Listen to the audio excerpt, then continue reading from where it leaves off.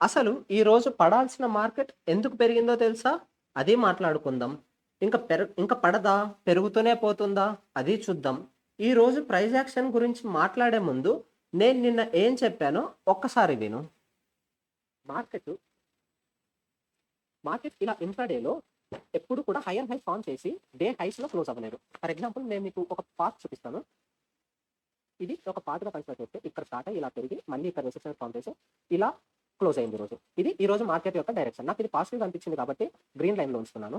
కానీ ఇలా ఇంట్రాడేలో హైయర్ హైస్ ఫార్మ్ చేయడం 15 మినిట్స్ టైమ్ ఫ్రేమ్‌లో వితిన్ లాస్ట్ 6 డేస్ ఎప్పుడు జరగలేదు. మనకి లాస్ట్ ఎప్పుడు జరిగిందంటే ఫిబ్రవరి 20థ్‌న జరిగింది. ఇక్కడ ఒక వర్టికల్ లైన్ గీస్తున్నాను. ఇక్కడ. సో, ఇక్కడ గమనించినట్లయితే మార్కెట్ ఇక్కడ హైయర్ హైస్‌ని ఇంట్రాడేలో ఫార్మ్ చేసింది. దాని తర్వాత సెకండ్ హాఫ్‌లో ఫార్మ్ చేసిన ప్రతి హై ఇంట్రాడేలో లోయర్ హై. ఫర్ ఎగ్జాంపుల్ ఇక్కడ చూసుకుంటే ఇది హైయర్ హై, లోయర్ హై. దాని కింద ఇంకొక లోయర్ హై. దాని కింద ఒక లోయర్ హై. దాని కింద ఒక లోయర్ హై. ఇక్కడ కూడా ఇంకొక లోయర్ హై. మరి ఈ రోజు చూసుకుంటే ఎస్టర్డే ఇక్కడ ఒక లోయర్ హై, దాని కింద ఇక్కడ ఒక లోయర్ హై. కానీ ఫస్ట్ టైం ఈ రోజు మాత్రమే మార్కెట్ అన్నది ఇంట్రాడేలో హైయర్ హైస్ ని ఫార్మ్ చేసింది, which is a positive sign. మీకు గుర్తుంటే ఎస్టర్డే వీడియోలో నేను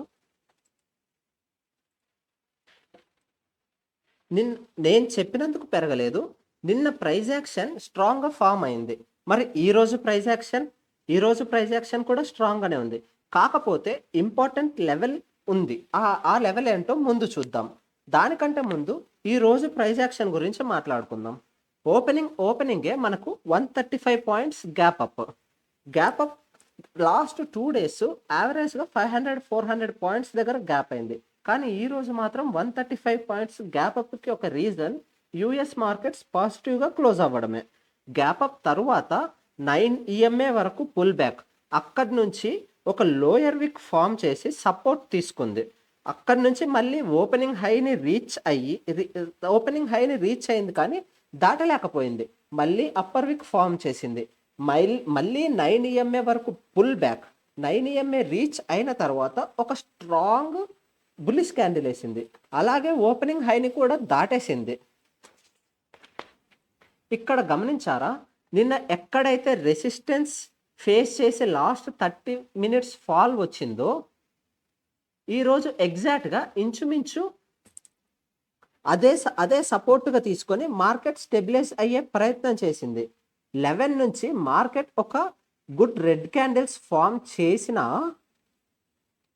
చేస్తూ కిందకి వచ్చిన అప్పుడు నాకు అనిపించింది ఇక్కడ ఇందాక పెరిగిన ఈ గ్రీన్ క్యాండిల్ చాలా స్ట్రాంగ్‌గా ఉంది. కానీ ఈ 4 రెడ్ క్యాండిల్స్ ప్రీవియస్ గ్రీన్ క్యాండిల్‌తో కంపేర్ చేస్తే వీక్‌గా ఉన్నాయి. సో, అంటే ఇక్కడి నుంచి ప్రైస్ ఇక్కడి వరకు పెరగడానికి ఒక్క రెడ్ క్యాండిల్ అయితే ప్రైస్ అదే లెవెల్ నుంచి కిందికి ఫాల్ అవ్వడానికి మాత్రం 4 రెడ్ క్యాండిల్స్ తీసుకున్నాయి. సో, దీన్ని నేను ఇంపల్స్‌గా తీసుకున్నా అండ్ దీన్ని నేను రీట్రేస్‌మెంట్స్‌గా కన్సిడర్ చేసుకున్నా. మళ్ళీ ఫాల్ అవుతూ వచ్చిన 24,550 కింద క్లోజ్ అవ్వకుండా ఇంట్రాడేలో నెగెటివ్‌గా చూడకూడదు అని అనుకున్నా. ఇక్కడి నుంచి మళ్ళీ ఇంట్రాడేలో 2 టైమ్స్ సపోర్ట్ తీసుకున్న లెవెల్ ఇవి రిమూవ్ చేస్తున్నా. ఇక్కడ ఒకసారి సపోర్ట్ తీసుకుంది. ఇక్కడ ఒకసారి సపోర్ట్ తీసుకుంది. మళ్ళీ అదే దగ్గర సపోర్ట్ తీసుకొని ఒకసారి ర్యాలీ అయ్యే ప్రయత్నం చేసింది. కాస్త పెరిగినట్టుగానే పెరిగి ఇక్కడ ట్రిపుల్ టాప్ ఫార్మ్ చేసింది. First top, second top and third top. అక్కడి నుంచి ఒక హ్యూజ్ ఇంటెన్స్ సెల్ ఆఫ్. ఇదే మనం 1 అవర్ టైం ఫ్రేమ్‌లో చూసుకుంటే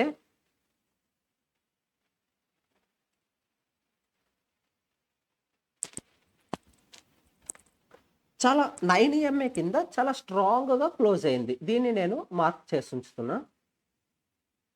ఇక్కడ ఎగ్జాక్ట్‌గా 9 ఈఎంఏ కింద చాలా స్ట్రాంగ్‌గా క్లోజ్ అయింది. ఇంకా 1 అవర్ లో కింద క్లోజ్ అవ్వకపోయినా కూడా 9 ఈఎంఏ కింద క్లోజ్ అయినందుకు నాకు నెగెటివ్‌గా అనిపించింది. అదే టైంలో మనం బ్యాంక్ నిఫ్టీ గమనిస్తే లోయర్ హైస్ ఫార్మ్ చేసింది. ఈవెన్ తో నిఫ్టీలో double top, triple top form చేసినా కూడా బ్యాంక్ నిఫ్టీలో మాత్రం లోయర్ హైస్‌ని ఫార్మ్ చేసింది. నిఫ్టీ ఐటీ స్టేబుల్‌గానే ఉంది. రిలయన్స్ ఈ రోజు కూడా పాజిటివ్‌గానే ఉంది. దాని తరువాత ఎగ్జాక్ట్‌గా మనకు 230 నుంచి మార్కెట్ పెరిగిన దానికి మాత్రం రీజన్ ఆ టైంలో ఇరాన్ వాళ్ళు ఒక స్టెప్ వెనక్కి తగ్గారని వచ్చిన ఇంపార్టెంట్ అప్డేట్. అది నేను మీకు ఇక్కడ స్క్రీన్ పైన చూపిస్తున్నాను. అదే Iran makes conditional offer to the US ready to abandon nuclear programme. వాళ్ళు ఏం చెప్తున్నారంటే, ఓకే మేము న్యూక్లియర్ ప్రోగ్రామ్ వదిలేస్తాం, కాకపోతే మాకు కొన్ని షరతులు ఉన్నాయి అని చెప్తున్నారు. ఆ షరతులు ఏంటో యుఎస్ వాళ్ళకి చెప్తారు, మనకు కాదు. వాళ్ళకి నచ్చితే వీళ్ళు యుద్ధం వెనక్కి తగ్గుతుంది. ఈ అప్డేట్ వచ్చిన తర్వాత మార్కెట్ చాలా హెవీగా రైజ్ అయింది. ఇక్కడ నుంచి గమనిస్తే ఎగ్జాక్ట్గా మార్కెట్ చాలా హెవీగా రైజ్ అయింది. మార్కెట్కి ఇష్యూ అంతా రీజాల్వ్ అవ్వాల్సిన అవసరం లేదు. ఇష్యూ రీజాల్వ్ అవుతుంది అని ఒక చిన్న పాజిటివ్ సిగ్నల్ వచ్చినా చాలు, మార్కెట్ దాన్ని పాజిటివ్గా రియాక్ట్ అయి తీసుకుంటుంది. ఆ అప్డేట్ తర్వాత హ్యూజ్ ర్యాలీ 1 అవర్ హైని, ఇనీషియల్ 1 అవర్ హైని కూడా బ్రేక్ చేసి పైన క్లోజ్ అయ్యింది. అదే టైంలో నిఫ్టీ ఫ్యూచర్స్ ఒక వాల్యూమ్ని కూడా గమనిస్తే హైగానే ఉన్నాయి.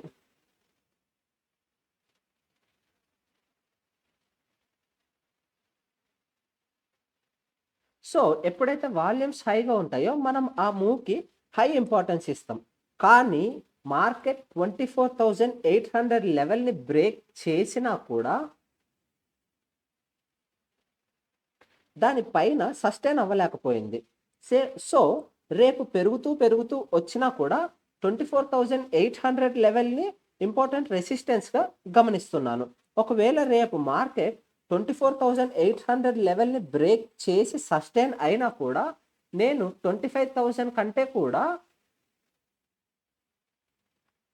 25,079ని 75,079ని as per the previous price యాక్షన్గా ఇంపార్టెంట్ రెసిస్టెన్స్గా గమనిస్తున్నాను.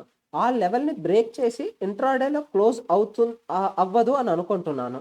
మనం గమనిస్తే అదే లైన్ దగ్గర ఫిబొనాకీ రిట్రేస్మెంట్ కనుక గీస్తే రీసెంట్ హైస్ నుంచి రీసెంట్ లోస్ వరకు సేమ్ అక్కడే మనకు 38% దగ్గర 25,880 లెవెల్ ఉంది.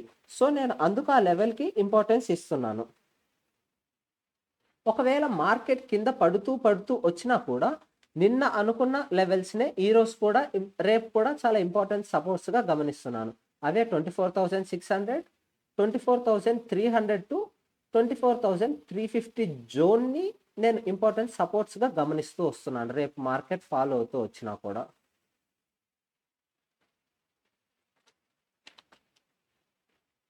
ఈ రోజు గమనిస్తే రూపీ ఓపెనింగ్లో మనకి కాస్త పడినట్టుగా కనిపిస్తుంది.